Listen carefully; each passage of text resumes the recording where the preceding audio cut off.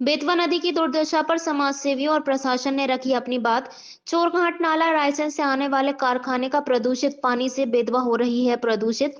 शहर भर की पूजन सामग्री का बेतवा में मिलना, जिला अस्पताल और मेडिकल कॉलेज का बायोमेडिकल पानी भी बेतवा में मिलने का कारण बताया गया।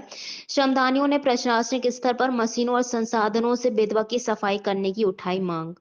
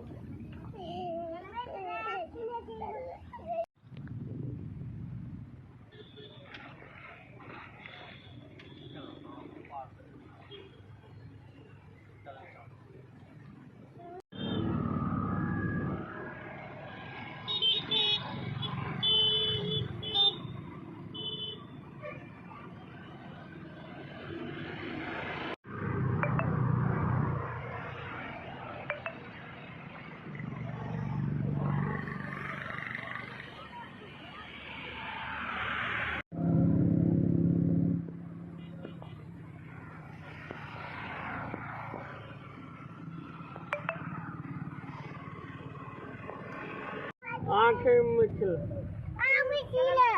आंख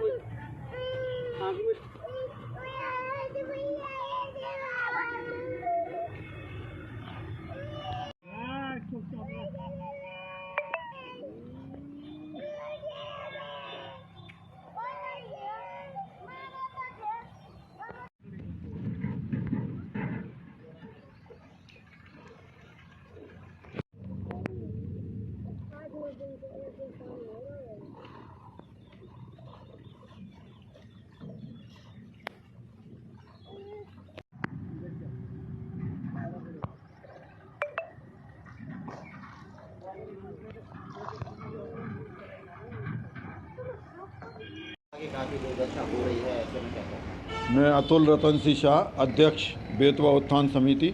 इस क्षेत्र की जीवनदायिनी माँ बेतवा, जिसका पुराणों में उल्लेख है, इसके पानी के आचमन मात्र से कोढ़ जैसी बीमारी दूर हो जाती थी, लेकिन आज इसकी ऐसी दुर्दशा है कि इसके पानी में नहाने से स्किन डिसीज़ हो रही है।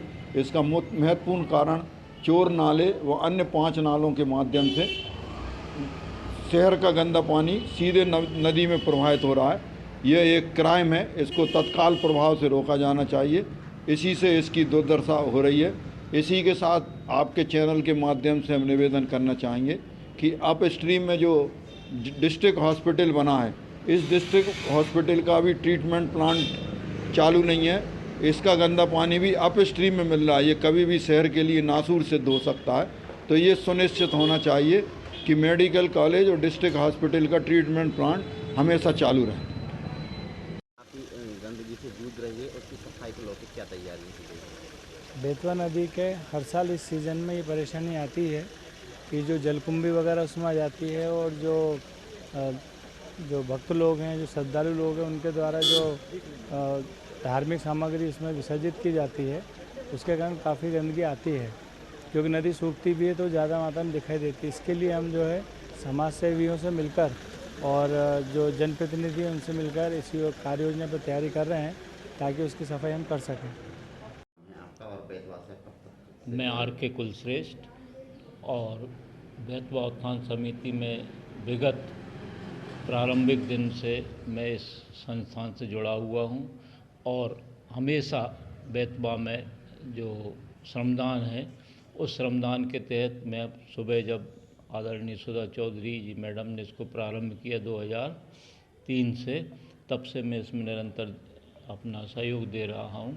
और श्रमदान के माध्यम से बेतवा बहुत काफ़ी क्लीन और सफाई के मामले में सबसे नंबर 1 है। और इसमें भारतवर्ष के अंदर जो आपका सफाई अभियान के तहत जो किया गया, उसमें 10वें नंबर पर इस बेतवा नदी का श्रमदान के माध्यम से पुरस्कृत किया गया था।